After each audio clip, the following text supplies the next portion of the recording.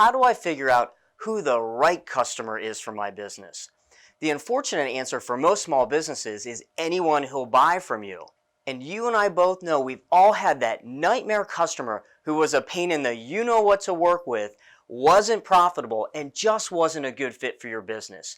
If you want to learn more about how to get laser focused on attracting the right customer for your business, keep watching.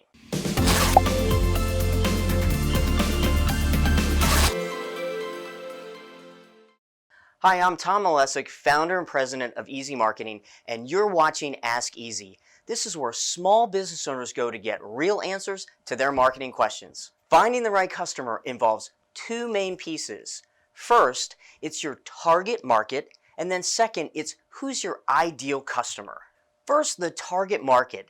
Think of this as the broad group of customers who can buy from you. A lot of times people think of this like demographics. So where do they live? What size is their business? What industry are they in? Maybe it's by income level.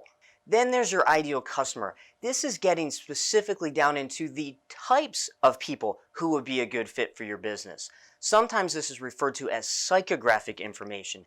So it might be, what are they interested in? What do they believe in? What groups are they part of? Think of this like dating. Let's say you prefer tall blondes who are about your age and live in your town. That would be your demographic information. But that doesn't necessarily mean that they're going to be a good fit for you. If you really want to have kids and love to travel and want someone with a sense of humor and they don't have those qualities, still not going to be a good fit for your dating life. How do I figure out my target market? Well, if you can figure out what's the problem that your product or service solves and who really needs that problem solved, then you're well on your way to figuring out your target market. A good target market should also include people that have the ability to pay for your product or service. The market needs to be large enough, and it needs to be fairly simple to identify. Your goal is to narrow this down to a specific group of people who all share the same problem that you can solve for them.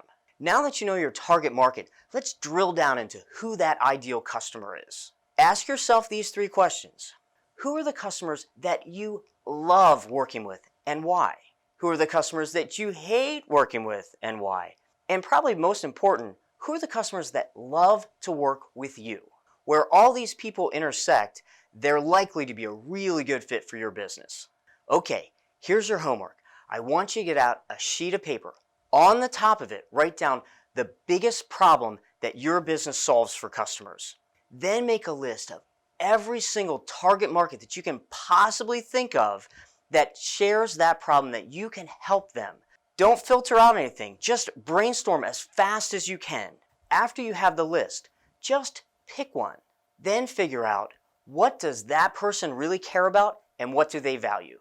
This exercise really just scratches the surface to help you find your target market and ideal customer. If you'd like to really dig in, I invite you to attend our upcoming workshop. The information is right below this video, and I look forward to seeing you there. And I know you love these videos, so don't forget to like and subscribe.